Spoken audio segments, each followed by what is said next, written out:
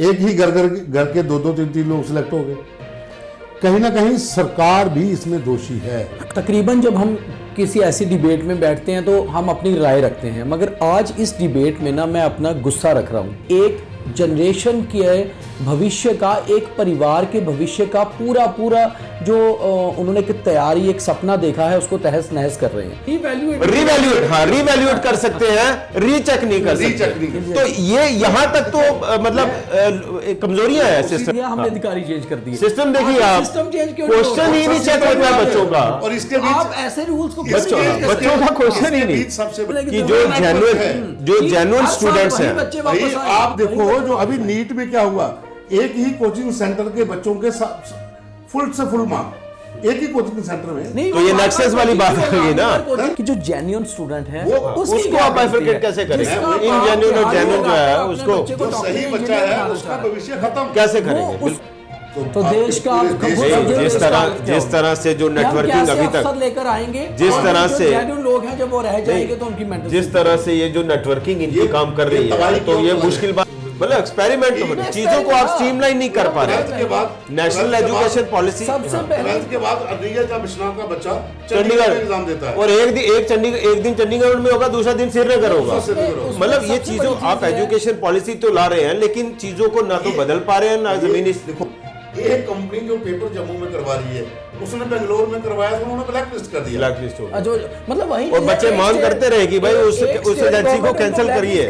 दूसरी स्टेट उसको black list कर दूसरी हायर कर रही है, दूसरी हायर कर रही है, पेपर लीक करवाती है। इतने लोग आपने बिठाए हैं, वो उन्होंने स्ट्रीमलाइन करना है। अब इसमें मोदी तो कर नहीं सकता, लेकिन आपके जहाँ जो लोग बैठे हैं बोपी वाले जो वो करना। ये देखिए 12वीं का पेपर फिजिकल एजुकेशन का 11वीं का पेपर बांट दिया जाता है और 11वीं का 12वीं को बांट दिया जाता है। बड़ी चीज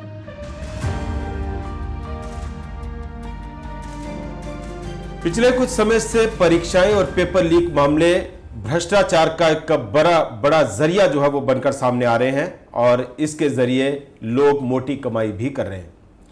नमस्कार, द न्यूज रूम 24 आवाज में आपका स्वागत है। मैं हूं सुरिंदर शर्मा। बात करें, आधार है नीट मामले को लेकर। जिस तरह से हम देख रहे हैं कि राष्ट्र स्तर पर जो है वो राजनीति भी गरमाई हुई है और बड़ी बात यह है कि हजारों स्टूडेंट्स का भविष्य इस वक्त जो है वो अधर में है। राज्य स्तरीय इम्तिहानों से लेकर राष्ट्रीय स्तर पर होने वाले इम्तिहानों में पेपर लीक के मामले लगातार बढ़ रहे हैं और इसके जरिए एक नेटवर्क जो है वो काम करते हैं और ये नेटवर्क और इस नेटवर्क में शामिल लोग मोटी कमाई भी कर रहे हैं। आखिरकार ये सिलसिला कैसे थमेगा? और बड़ी बात यह है कि तमाम जो स्टूडेंट्स हैं जो राज्य स्तर से लेकर राष्ट्रीय स्तर के इम्तिहान देते हैं, उनका विश्वास कैसे बढ़ेगा उन एजेंसीज के ऊपर जो पेपर कंडक्ट करने वाली एजेंसीज हैं, या खास तौर पर अगर हम इस वक्त नीट के मामले में एनटीए पर ही अगर बात करें। इसी पर आज चर्चा है और इसी खबर का आज हम पोस्टमार्टम करेंगे।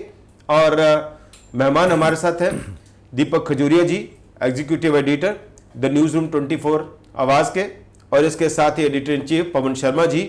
और पवन जी, आपसे इसके चर्चा की शुरुआत करें तो क्या लग रहा है आपको कि जिस तरह से नीट मामले की जो कड़ी है वो सामने आई है, लेकिन ये सच भी साबित हो रहा है कि ये पहली बार ऐसा नहीं है, ये बड़ा लंबा चौड़ा खेल है और पिछले काफी समय से चलता आ रहा है। इस बार जो है वो हाथी की धूम अटक गई तो ये हाथी निकलकर बाहर आ गया, ये जिन निकलकर बाहर आ गया। अदरवाइज ये खेल काफी समय से चल रहा था।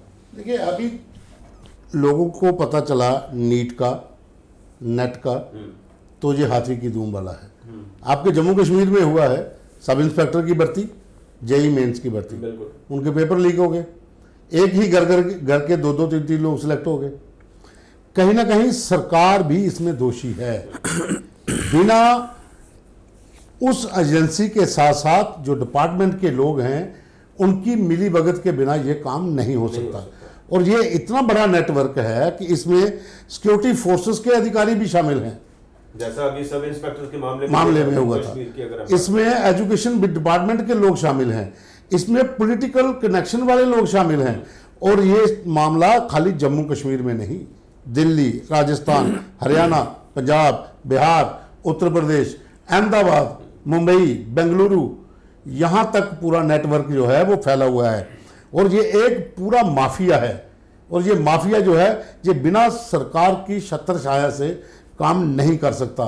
सरकार भले ही अब कहे कि हमने अपना एजुकेशन मिनिस्टर जो धर्मेंद्र प्रधान है वो पूरी चेंज कर लिया है, या पूरी निष्ठा से काम कर रहे हैं, लेकिन आपके नीचे जो लोग हैं, जो एडमिनिस्ट्रेटिव जो अमला है, जो इससे जुड़ा हुआ है शिक्षा विभागों के भीतर, उनकी जड़ें जो है वो बहुत दूर तक हैं। और ये पूरा जो एक माफिया है ये बच्चों का भविष्य अदर में नहीं लटका रहा, ये बच्चों का भविष्य खत्म कर रहा है। और जम्मू कश्मीर की अगर आप बात करें तो यहाँ पर आपने देखा होगा उपराज्यपाल ने कहा था कि किसी को नहीं बख्शा जाएगा, सीबीआई जांच होगी। तब से जांच हो रही है। जो लोग पकड़े गए थे, कुछ लोग अंदर हैं, उसमें तमाम सुरक्षा बलों के एक बड़ा अधिकारी है और साथ में शिक्षा विभाग के लोग हैं, एजेंट पकड़े गए हैं। लेकिन उसके साथ अब नेशनल लेवल पे हो गया है, नीट का हो गया, नेट का हो गया। वो भाई आपका कितना ये इसको अगर हम कहें कि कितनी असफलता है, आप कितना आपका जो सिस्टम है आप उसको ठीक नहीं कर पा रहे हो। और बच्चों, मेरा बेटा अगर ये एग्जाम देता है, उसके साथ अगर ऐसा होता है तो दूसरी बार पेपर में जाने से पहले उसका मोरल खत्म हो गया होता है। यहाँ दीपक जी ये बड़ी बात है कि आप सरकार या सरकारी तंत्र पर भरोसा ना करके एक प्राइवेट एजेंसी पर भरोसा क्यों करेंगे, या जो स्टूडेंट्स हैं या जो पेरेंट्स हैं वो गवर्नमेंट सिस्टम पर ना भरोसा करें, या गवर्नमेंट सिस्टम जो है वो खुद इसकी जिम्मेदारी लेने को तैयार नहीं कि भाई हम एग्जाम करवा रहे हैं और हमारा सिस्टम फुल प्रूफ है। आप एक प्राइवेट एजेंसी हायर करते हैं, नेशनल टेस्टिंग एजेंसी होगी, उसको आप हायर करते हैं और उसके ऊपर उसके कामकाज के तरीके पर या पूरा जो उनका मैकेनिज्म है उसके ऊपर आप भरोसा कर रहे हैं। सरकार भरोसा करे तो सरकार की मजबूरी हो सकती है कि उसके पास इतना मैकेनिज्म नहीं है, लेकिन एक स्टूडेंट से लेकर एक पेरेंट्स तक या हमारे देश का जो फ्यूचर है, भविष्य है, वो एक प्राइवेट एजेंसी पर क्यों भरोसा करेगा। नेचुरली प्राइवेट एजेंसी के अपने कुछ स्टेक्स होंगे, उनके कोई फाइनेंशियल क्रेडेंशियल्स होंगे या उनका पैसा कमाने का मकसद होगा, तो ये सारी चीजें तो हैं ही। सुरेंद्र जी, तकरीबन जब हम किसी ऐसी डिबेट में बैठते हैं तो हम अपनी राय रखते हैं, मगर आज इस डिबेट में ना मैं अपना गुस्सा रख रहा हूँ बेसिकली, क्योंकि ये ऐसी चीज़ है, गुस्से वाली चीज़ है कि हर घर में कोई ना कोई युवा है, हर घर का फ्यूचर उस युवा पे डिपेंड है। और ऐसे इंसिडेंट भारत जैसे विकसित देश में आप खुद सोचिए, एक जनरेशन के भविष्य का, एक परिवार के भविष्य का पूरा जो उन्होंने एक तैयारी, एक सपना देखा है, उसको तहस नहस कर रहे हैं। इसमें दो चीज़ें हैं। एक तो मैं आपके सवाल का जवाब दूंगा, एक जो मैं पहले से सोच के आया था कि आज इस डिबेट में जो मैं पक्ष रखूंगा वो है युवाओं का पक्ष। पहले तो आपकी बात है कि सरकार भरोसा क्यों प्राइवेट एजेंसी पे करती है। जब ये लोग प्राइवेट एजेंसी पे भरोसा करने का ही मतलब है कि नेक्सस की शुरुआत वहीं से हो रही है, क्योंकि आप प्राइवेट एजेंसी को पेपर डालने का एक राइट दे रहे हैं, पेपर करने का, तो जब चेकिंग का एक राइट दे रहे हैं, जब आपने उनको राइट दे दिए तो उसी राइट में से शुरू होता है नेक्सस, और उसी राइट में से जो लीकेज है ना वो उसी राइट के बीच में। ये आगे एक पहला बड़ा मुद्दा। अब बात करते हैं जो फिगर है, 3 मिलियन 30 लाख बच्चे इस नीट के एग्जाम से अफेक्ट हुए हैं। आप सोचिए 30 लाख बच्चे नहीं, 30 लाख परिवार अफेक्ट हुए हैं। वो परिवारों में कम से कम भी 10 लाख परिवार ऐसे होंगे जिन्होंने ये सोचा होगा कि हमारे बच्चे को नीट का पेपर क्लियर होगा तो हमारी परिवार का भविष्य बदलेगा। दूसरी चीज़, बच्चों की मेंटल हालत ये है कि जब बच्चे एग्ज़ाम कंडक्ट कर रहे हैं, एग्ज़ाम में क्लियर हो रहे हैं, उसके बाद उनका एग्ज़ाम में सिलेक्शन हो जाता है और पता लगता है कि इसके बीच में स्कैम था। अब जो स्कैम वाले कुछ चंद स्टूडेंट्स हैं, जैसे 67 स्टूडेंट ऐसे हैं, 67 जिनके 720 नंबर आए हैं सबके बराबरी से, मान के चलिए उनमें से 50 जो हैं वो कल्प्रिट होंगे, कल्प्रिट के बच्चे होंगे, वजह से 30 लाख बच्चों का बाकी बच्चे हैं जिन्होंने क्लियर किया है। आप खुद सोचिए, जब जैसे पवन जी ने बात रखी थी कि सब इंस्पेक्टर वाली, मैंने कम से कम 50 सब इंस्पेक्टर क्लियर किए हुए बच्चों से बात की थी जो अगली बार नेक्स्ट टाइम क्लियर नहीं कर पाए थे। और उनका कहना किसी का एज ज्यादा हो जाएगी, उनका कहना है कि हम सब इंस्पेक्टर बन गए थे मगर सरकार ने हमें पीछे धकेला, हमारे परिवार खत्म हो गए, आधे बच्चे ऐसे मेंटली फ्रस्ट्रेट हो गए कि उसके बाद उन्होंने बोला अब हम सरकारी नौकरी की तरफ ही नहीं रुख करेंगे, हम कोई एग्ज़ाम नहीं देंगे। वैसे ही फाइनेंशियल असिस्टेंट के एग्ज़ाम हुए, जेई के हुए, और आप खुद सोचिए सरकारें इस चीज़ को सीरियसली नहीं ले रही हैं। हम जो दूसरी बात करते हैं, बच्चे नशे की तरफ जा रहे हैं, बच्चे क्राइम की तरफ जा रहे हैं। जिस बच्चे के साथ ऐसा हो रहा है, खुद सोचिए वो बच्चा अगर परिवार में इकलौता बच्चा है या उसी में वो डिप्रेशन में है, परिवार में पूरा आ गया। सरकार किसको दोष दे रही है? सरकार किसको दोष दे रही है? हम कौन से विकसित भारत की बात कर रहे हैं? बहुत सीरियस मसला। यहाँ एक चीज है कि ये तो सिर्फ परिवार डिप्रेशन में है, या क्या सरकार इन चीज़ों की गंभीरता को समझ रही है?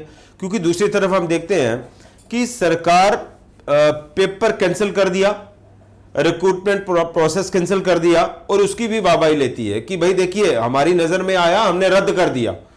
चीज को पकड़ नहीं पा रहे, वो बीमारी को नहीं पकड़ रहे हैं कि ये हुआ कैसे, इसके पीछे दोषी कौन है, दोषियों को अब तक पकड़ा क्यों नहीं गया। जिस तरह से अभी हमने बात की सब इंस्पेक्टर्स के मामले की, तो अब तक जांच चल रही है और इतना बड़ा नेटवर्क काम करता है और सरकार को क्या कानों कान खबर नहीं होती।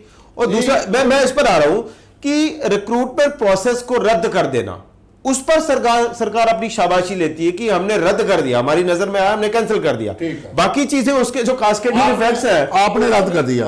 आपने आज 22/6/2024 को नोटिफिकेशन आती है, उसके बाद एग्जाम होता है।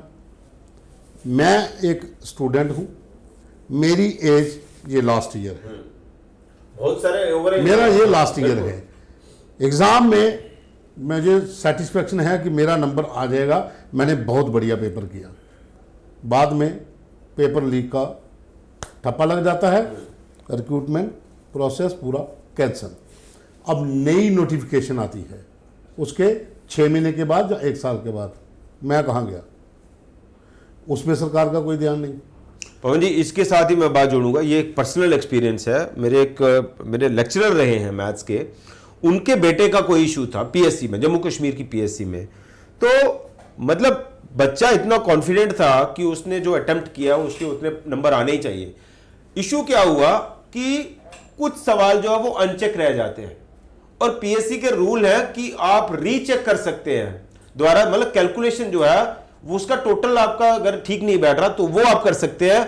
अनचेक्ड किया हुआ जो क्वेश्चन है उसको दोबारा से उसका नंबर नहीं होगा, रिवैल्यूएट कर सकते हैं, रीचेक नहीं कर सकते। तो ये यहां तक तो मतलब कमजोरियां है सिस्टम में। मैं उसी पे आ रहा हूं। मैं चलो नीट की, नेट की, इनको मैं एक साइड पे छोड़ देता हूं कि जो बच्चों के साथ अभी हुआ, क्योंकि इनकी एज बहुत कम है। 12th करने के बाद आप नीट, 12th के प्रोसेस में आप नीट का एग्ज़ाम देते हो, आप कच्ची उम्र के हो, आपको एक प्लेटफॉर्म मिलता है कि मैं डॉक्टर बनूंगा, आपके नंबर अच्छे आते हैं, उसके बाद पेपर लीक का ठप्पा लगता है, प्रोसेस कैंसिल, 1000 इतने लोगों बच्चों में दोबारा से पेपर होंगे। वो जो बच्चा है वो डिप्रेशन में चला ये जो मैं पर्सनल एक्सपीरियंस की बात कर रहा हूं, पीएससी चेयरमैन के पास हम गए, हमने ये मामला उठाया, कहता भाई इसमें कुछ नहीं हो सकता, जो पेपर जो क्वेश्चन चेक नहीं हुआ वो नहीं हो सकता, दोबारा हमारे रूल्स में ही नहीं है। उनका कहना है कि हमारे रूल्स में ही नहीं है, आप रीवैल्यूएट कर सकते हैं। मतलब इस तरह के सिस्टम के अंदर कमजोरियां हैं। सबसे बड़ी बात यह है कि सरकार, वही बात है कि सरकार सिर्फ पल्ला झाड़ देती है, हमने मंत्री चेंज कर दिया, हमने अधिकारी चेंज कर दिए। सिस्टम देखिए आप, सिस्टम चेंज क्यों क्वेश्चन ही नहीं चेक होता है बच्चों का, और इसके बीच आप ऐसे रूल्स को बच्चों का क्वेश्चन ही नहीं। सबसे बड़ी बात जेकेपीएससी, जब इस तरह का कोई माहौल बनना शुरू होता है, ये जेकेपीएससी के चेयरमैन बदला जाता है। बड़ी भावनात्मक बात है दीपक जी, ये जो मैं एक केस की बात कर रहा हूं, होता है 2-4 उनके अपने चहेते लोग होते हैं जो मीडिया के सामने आ जाते हैं, बस। हाँ, ये अभी हुआ ना, जैसे आ जाते हैं, बयानबाजी होती है, ना तो उन बच्चों की कोई सुध लेता है, ना उनके पवन जी लेता है। एक बच्चे का भविष्य, ये जो डिप्रेशन वाली बात आ रही है, ये परिवार पूरा डिप्रेशन में चला जाता है। इसी केस की मैं छोटी सी कड़ी बताऊंगा। उस बाप ने उस बच्चे को ये कहकर लाया कि भाई जम्मू कश्मीर में आ जाओ, हमारे पास रहोगे, पीएससी का पेपर दिया। अब ये जो रीचेकिंग वाला सामने आया, उस बाप का ये कहना है कि मैं बेटे के साथ नजर नहीं मिला पा रहा, क्योंकि मैंने यहां लाया था, मैंने बुलाया, और रीचेकिंग नहीं होने की वजह से उसका भविष्य पूरा खत्म हो गया। बहुत बड़ा तो ये चीजें हैं जो मैं नेक्सस आपको आज बता रहा हूं कि कभी उस पर लोगों का ध्यान नहीं गया। मुझे कुछ स्टूडेंट्स ने ये कहा कि जब इतने बड़े एग्जाम जिसमें कि लाखों की संख्या में स्टूडेंट अपीयर होते हैं, वो एग्जाम में आपको पता है आज की डेट में जो प्राइवेट कोचिंग सेंटर हैं वो कितना पैसा कमा रहे हैं, 2.5 लाख रुपया 3 महीने का कोर्स में पेरेंट्स दे रहे हैं। अगर उनका बच्चा वो पैसे देकर कोचिंग लेकर सिलेक्ट होता है और जब वो कोर्स खत्म हो गया तो उसको दोबारा कोर्स करना है कोचिंग में, तो क्या कोचिंग सेंटर्स की जो मशरूमिंग हो रही है इसके पीछे भी कोई नेक्सस है? मतलब ये है कि जो जेन्युइन स्टूडेंट्स हैं, आप देखो जो अभी नीट में क्या हुआ, एक ही कोचिंग सेंटर के बच्चों के फुल से फुल मार्क एक ही कोचिंग सेंटर में, तो ये नेक्सस वाली बात आ गई ना, कोचिंग और जो टेस्टिंग एजेंसी है उसके बीच में ये नेक्सस वाली बात आ गई। टेस्टिंग एजेंसी के लोग हैं उनके ही कोचिंग सेंटर हो, जब उनकी तरफ से इतनी मशरूमिंग कोचिंग सेंटर की अब हो जम्मू चुकी में है देखो, आजकल। आपके पास कितने कोचिंग सेंटर हैं सर मुझे तरह लगता तरह के है कोचिंग ये भी एक सेंटर बहुत हैं। बड़ी स्टोरी है अपने आप में कि कितनी मशरूमिंग है इतनी हर जगह। मशरूमिंग हो रही है कि बच्चों से मोटी रकम ली जाती है, बिल्कुल तैयारी होती है। और मुझे यहाँ तक लग रहा है कि जो एजेंट हैं जो ये पेपर लीक करवाते हैं, इनका नेटवर्क है, इनका नेटवर्क इनके साथ है। कोचिंग- और जो ये कोचिंग सरकारी अमला है, इसके साथ साथ जो NTA है, रिसेंटली एक कोटा फैक्ट्री ये, करके वेब हाँ, सीरीज भी आई है कोटा जिसमें फैक्ट्री वेब वेब सीरीज भी आई सीरीज है। जिसमें बताया गया कैसे ये नेक्सस होते पूरा हैं। एक ऐसा सिस्टम है कि आने वाली जो पीढ़ी है उसको पूरी तरह से बर्बाद किया जा रहा है। अब देखो, एक बिहार की स्टोरी थी 40 करके, जिसका नाम था कि वो एक कोचिंग सेंटर चला था, उसके ऊपर फिल्म भी बनी थी, ऋतिक रोशन ने उसका रोल भी किया था, सुपर 30 वाली। उसने खुद बोला था, ऑन कैमरा बोला हुआ है, आनंद कुमार जो है। हाँ ऑन कैमरा बोला, उसके ऊपर अटैक भी हुआ था, वहां पर कई मसले तो ये भी तो हुए थे। सच्चाई सामने आ रही है सच्चाई। ना, चीज़ें। अब देखो, खान सर हैं जो क्लासेस लेते जो हैं, ऑनलाइन क्लासेस ऑनलाइन क्लासेस लेते हैं, उनको बहुत ज्यादा पैसे की ऑफर आई थी कि आप एक इंस्टीट्यूट का हेड बन जाइए। मतलब कहते हैं कि करोड़ों में रुपए की ऑफर थी। दरअसल कहानी क्या है, एक फेस उस कोचिंग इंस्टीट्यूट के साथ जुड़ जाना है और जो नीचे एजेंट काम करते हैं उनकी संख्या बढ़ते जानी है कि आप आइए, खान सर की हमारी क्लास लगेगी, आप आइए, सारे आप पास आइए, होंगे। सारे पास होंगे। जितने अब वो training पास में- कौन होने हैं, वो वही सिस्टम है कि जो पूरा नेटवर्क, जिस तरह से अखनूर में हुआ, आप देखो ना, एक ही इलाके के, एक ही इलाके के, एक ही गांव के बच्चे। एक कोचिंग सेंटर के, और एक ही घर से बेटा, बहू और बहन, 8 लोग एक घर से थे, उनके इस रिश्तेदार तरह भी थे से। कुछ। जब दूसरी बार एग्जाम हुआ, एक भी पास नहीं हुआ। नहीं, अब मुझे मगर ऐसे में पवन जी, जो मेन सवाल है, जिस चीज का मैं गुस्सा कह रहा हूँ कि जो जेन्युइन स्टूडेंट है वो- उसकी उसको क्या आप गलती bifurcate है? कैसे करें? जिसका वो आप ingenuine और हाथ genuine जो लगाकर है, अपने उसको- बच्चे को जो डॉक्टर सही या बच्चा इंजीनियर है बनाना उसका चाह रहे हैं। भविष्य खत्म। कैसे वो करेंगे? बिल्कुल उसको आप कहाँ क्या सोचते हैं कि उसकी मेंटल सिचुएशन क्या होगी? देखिए, इसमें एक चीज और आपको ध्यान में रखनी होगी। अभी तो खाली नीट और नेट और जम्मू कश्मीर के एग्जामों के साथ साथ बिहार में, यूपी में, वहां पर जो परीक्षाएं हुई, वहां पर धांधली के मामले सामने आए हैं।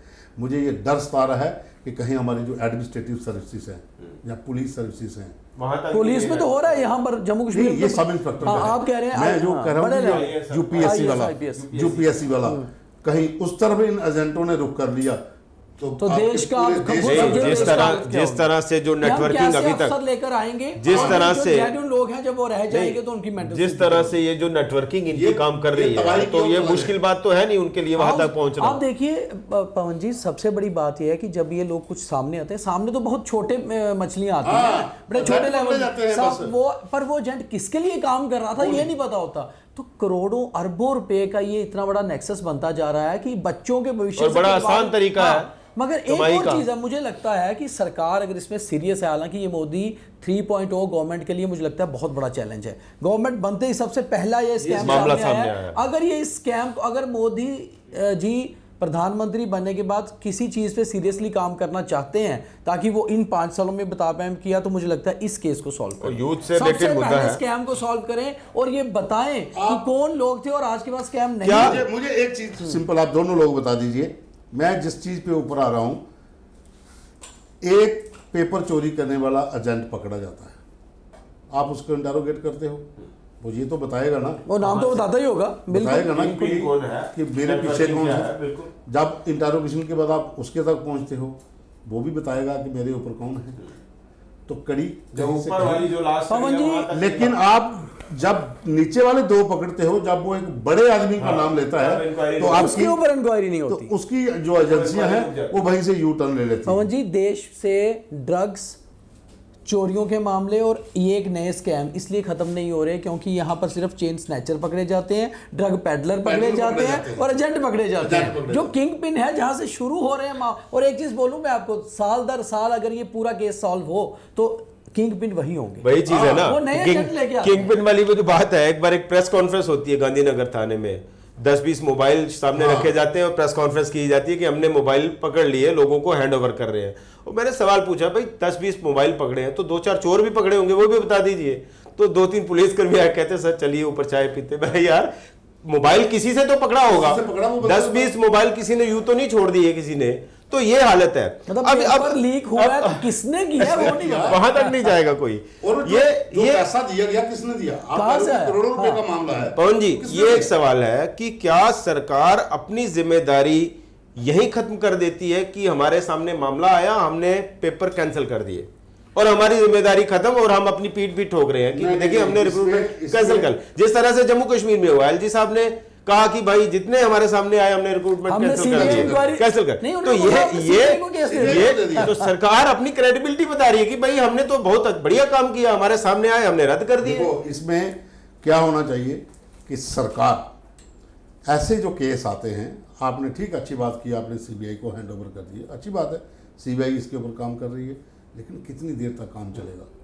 एक टाइम बाउंड इंक्वायरी होनी चाहिए ना, इन्वेस्टिगेशन है तो करिए, लेकिन सरकार को चाहिए कि इन चीज़ों के ऊपर कड़ी से नज़र रखी जाए, सख्ती बरती जाए, वो लोग पकड़े जाएं और सरकार ये मत कहे कि हमने ये रिक्रूटमेंट कैंसिल कर दी है, अब दोबारा से नोटिफिकेशन आएगी, जो पिछली बार गपड़ा हुआ था हमें दुख है कि बच्चों का ये हो गया। भाई उससे काम नहीं बनता। आपको सिस्टम को सुधारने के लिए आपको ऊपर से लेके नीचे तक पहले रीशफल करना पड़ेगा।